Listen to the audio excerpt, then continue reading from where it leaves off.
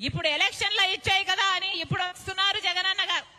ఇప్పుడు సిద్ధమని బయలుదేరారు. దేనికి సిద్ధం సార్ అని అడుగుతున్నాం. మళ్ళీ 8 లక్షల కోట్ల అప్పు చేయడానికి మీరు సిద్ధమా? మళ్ళీ బీజేపీ పార్టీతో అక్రమ పొత్తు పెట్టుకోవడానికి మీరు సిద్ధమా? మళ్ళీ బీజేపీతో మీ దోస్తీ కోసం మళ్ళీ ప్రత్యేక హోదాను తాకట్టు పెట్టడానికి మీరు సిద్ధమా? మళ్ళీ పూర్తి మద్యపాన నిషేధమని మోసం చేయడానికి మీరు సిద్ధమా? 25 లక్షల పేదలకు ఇల్లులు కడతామని మళ్ళీ మోసం చేయడానికి మీరు సిద్ధమా? దేనికి సిద్ధం? మళ్ళీ ఇసుక మాఫియా, ఇసుక మాఫియా, లిక్కర్ మాఫియా, మళ్ళీ మైనింగ్ మాఫియా దోచుకోవడానికి మీరు సిద్ధమైతే ప్రజలు కూడా మిమ్మల్ని ఇంటికి పంపడానికి సిద్ధం.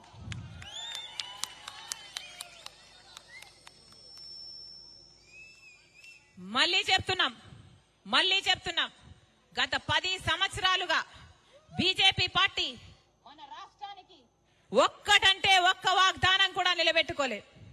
ప్రత్యేక హోదా అన్నది మన రాష్ట్రానికి సంజీవిని లాంటిది. 10 సంవత్సరాలు అయింది, కనీసం ఇప్పుడు మాట కూడా మాట్లాడడం లేదు. మొన్నటి వరకు జగనన్న గారు మాకు మెజారిటీ, వాళ్ళకు మెజారిటీ తక్కువ వస్తే మేము డిమాండ్ చేసేవాళ్ళము అన్నారు.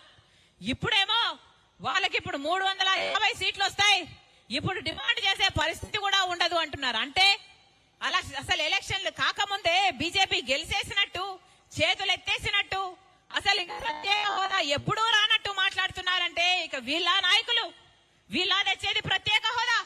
వీళ్ళ వల్ల అవుతుందా తేవడం ప్రత్యేక హోదా? అంతకుముందు 5 సంవత్సరాలు చంద్రబాబు ముఖ్యమంత్రిగా ఉన్నారు. చేతనైందా చంద్రబాబు గారికి ప్రత్యేక హోదా తేవడం? ఇప్పుడు జగనన్న గారు 5 సంవత్సరాలుగా ముఖ్యమంత్రిగా ఉన్నారు. ఏం పీక్కున్నారు? ఏం చేశారు?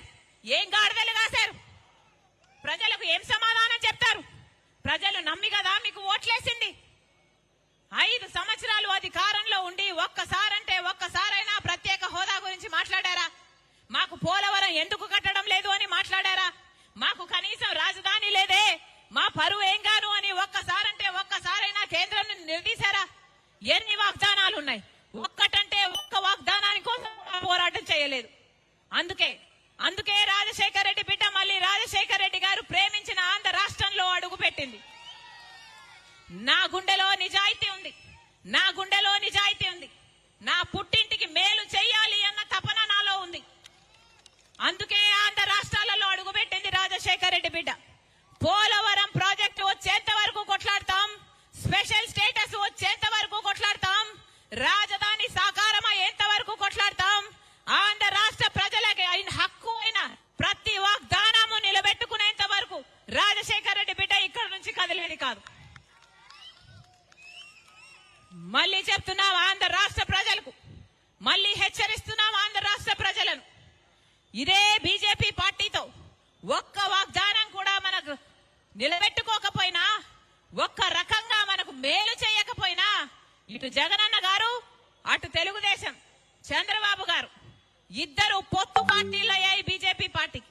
ఈ 2 పార్టీలు తొత్తు పార్టీలు అయ్యాయి బీజేపీ పార్టీకి. అందుకే చెప్తున్నాం బీజేపీ పార్టీకి వేరే ఓటు అవసరం లేదు. వైసీపీకి వేసిన ప్రతి ఓటు బీజేపీకే పడుతుంది, తెలుగుదేశం పార్టీకి వేసిన ప్రతి ఓటు బీజేపీ ఖాతాలోనే పడుతుంది, జనసేనకు వేసిన ప్రతి ఓటు బీజేపీ ఖాతాలోనే పడుతుంది. వీళ్ళందరూ ఒకటే, మన కంటికి కనిపించవు కానీ వీళ్ళందరూ